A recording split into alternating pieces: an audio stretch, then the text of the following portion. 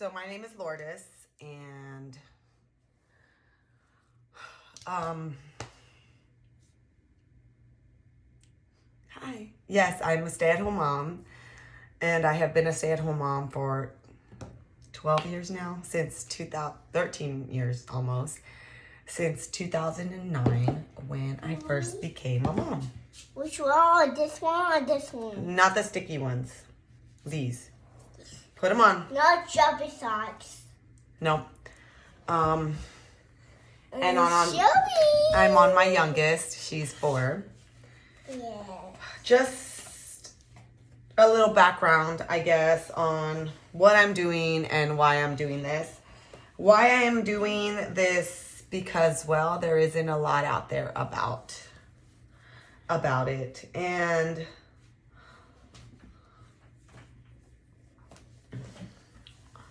although they say it's not, a big deal, and this happens often, it's a big deal, and it doesn't happen often, obviously, to me or to people in my family.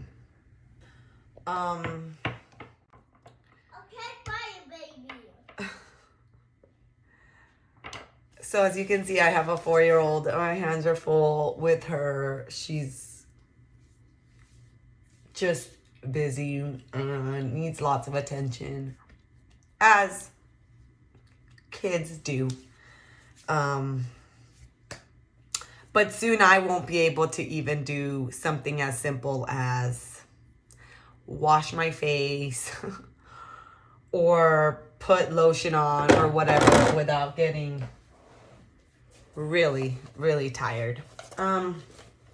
So about, I guess, 6 months ago in August 6th to be exact, I had a brain bleed. Yeah. That's something that you don't expect, I guess, as a person who is young and moves and works out and eats pretty good. Definitely something that I was not expecting to hear.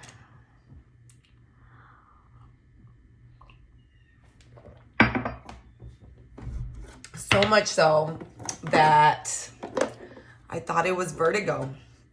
I didn't go to the hospital. This happened Thursday, Friday, Saturday, Sunday. Monday, I went to the hospital. So I was at home 4 days feeling like crap. When it first happened, I was making pancakes and the first batch was ready. So I went, like I do all the time, to tell my son, hey, pancakes are ready. And all of a sudden I got dizzy and I couldn't walk. My limbs just lost everything, all movement. I couldn't use them. I literally fell on myself. Something I just wasn't expecting, I guess, to happen. I wasn't expecting it at all. I thought, like I said, I thought it was vertigo. I laid in bed, vomiting, just not feeling, good overall. And finally, my mom convinced me to go to the hospital because in my head, I was fine. I just needed to rest. I was just tired, extra stress. A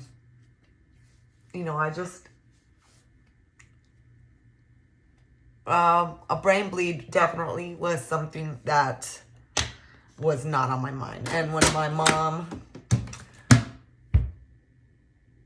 told me, go to the hospital, it can be something else, like a brain bleed, she said it, And I was like, Mom, you're crazy.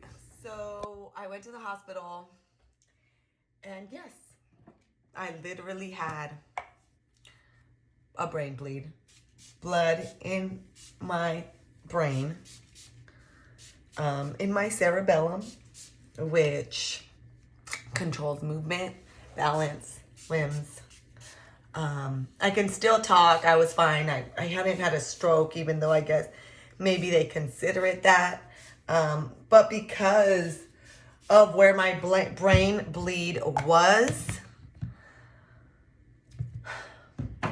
it's not like I was slurring my words and I couldn't talk. I just couldn't walk as well. My balance was off. The light really bothered me. And I still, feel it now. It's been 6 months since my initial visit. We are in January.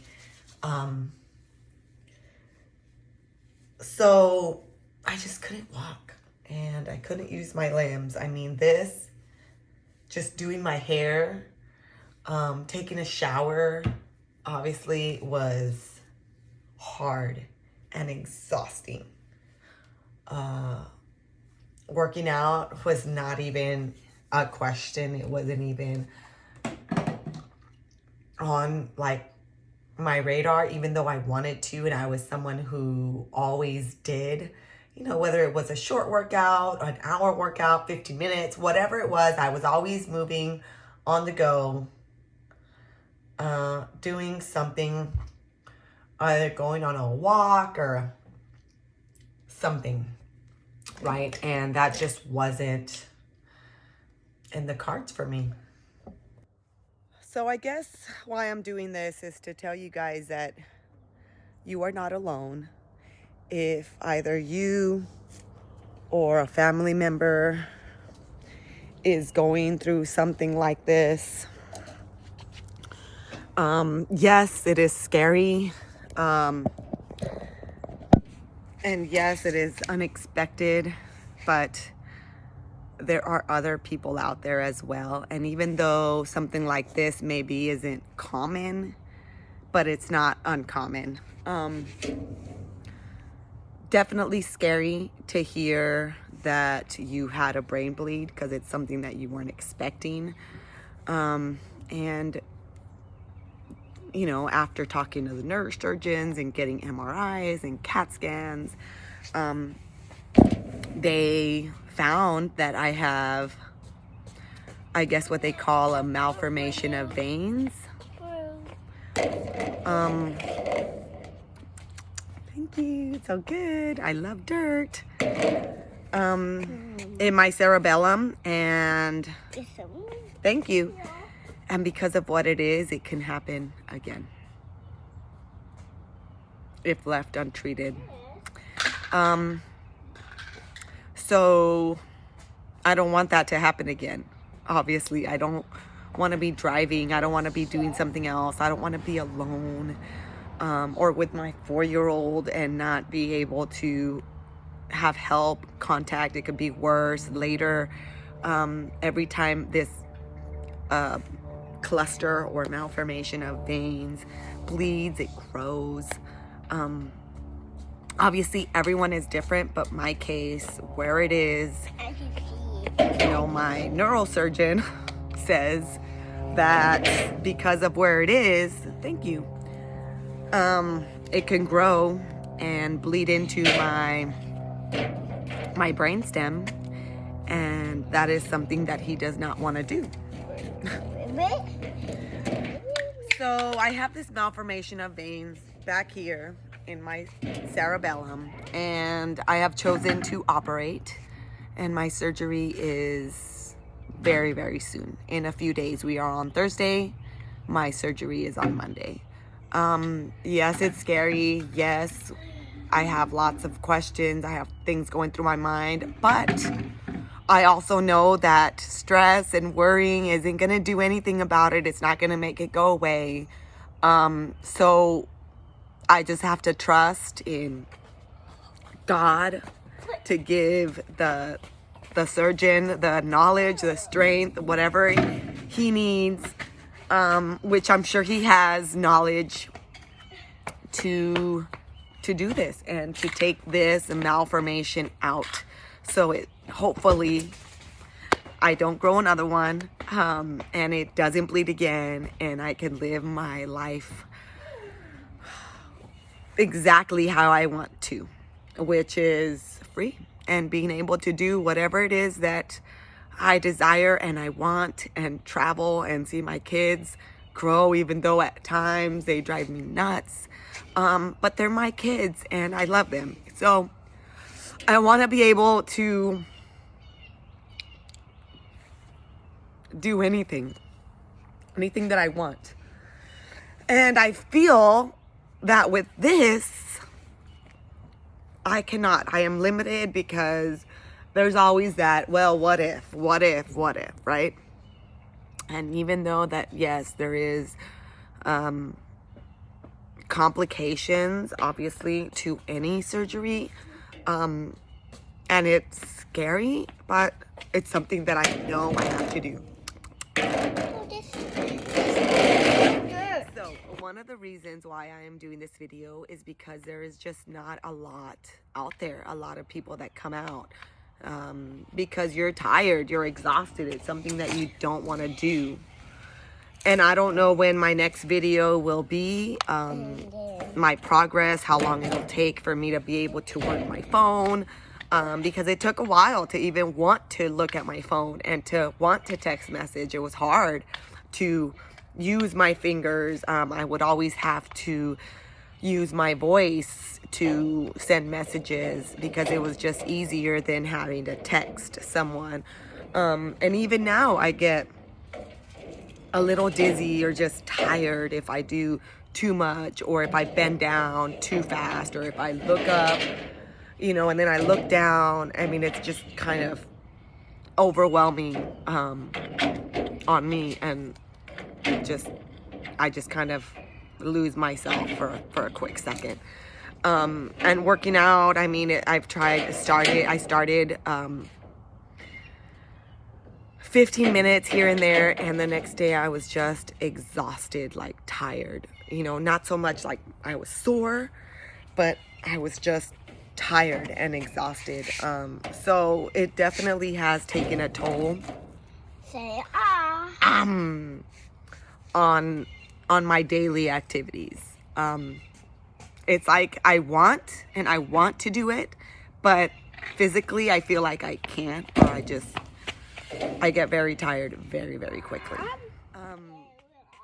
So yeah, coming from someone who has been super, super active always, who has had 6 pregnancies, I have been through a lot. good job. I've lost 2 babies. Whenever I am pregnant or I have been pregnant, I have to get progesterone shots weekly because I don't produce enough progesterone to keep my babies in. So I've had 2 preemies. I lost one, unfortunately, and then I had a miscarriage early on, and they had to operate and do a DNC. So it has definitely been rough and hard, but I'm strong and I know that I can do this. Let's go for walking. So yeah, we will. So I have my surgery coming up, and it's brain surgery. It's a craniotomy. They have to go in there, and my mom obviously has been asking lots of questions. Well, how are they going to do it? And I'm just like, that's something I cannot control, and I don't want to stress about it. What I can control and what I can do is how I feel and how I act, and what I do on a daily basis, and what I eat, what I consume. That is what I can do. Stressing about a surgery that I have no control over is not helpful, and it's something that I just don't feel like doing.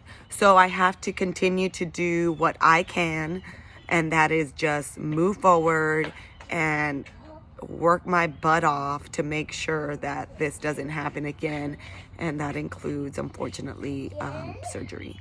So I'm gonna get a craniotomy. And I don't know what that's going to look like. I don't know what my recovery is going to look like. I don't know what my scar is going to look like, what I'm going to feel like. It's a whirlwind of unknowns, right? So I just have to enjoy these last few days that I have and just try as much as I can to make, it easier on myself later, and make life a little bit easier on my husband and my kids, who I know that right now maybe aren't stressing or aren't showing signs of stress, or just, we talk about it here and there, but it's not like a high topic, in our household. But I know it's hard for them, and I can't even imagine what my kids are thinking, right? So, anyways, we'll just have to see. This is a little bit of just my journey and what I'm going through. And if this helps anyone who is going through the same thing, then that is my ultimate goal. Because while there isn't a lot of people or a lot of things out there that talk about it, or that post about it, or just information in general about people that are going through something like this, there are a few blogs, but everyone is different. So yeah, I just want to reach out and tell you that you are not alone in this, and all will be okay. So I'm gonna post progress videos before my surgery, after my surgery, whatever I can, to hopefully help someone out there just like me, who's in the same boat and who doesn't have anybody that is going through this or that understands, because I don't. And I just want to tell you that I am here, and I am always happy to help and happy to share, a little bit of what my struggles and what I'm going through. And if it can help anyone, just one person, I'm good with that. So, yeah, here is my story, and hopefully I'll be able to post more of these videos. I don't know how long it'll take, but I'm here. So keep it up. You're strong. We're strong. Our brain is strong. It's all in here. And unfortunately, I have this issue, this problem. But with help from my mom and the doctors and my family, my husband, I know that I'm going to get through this.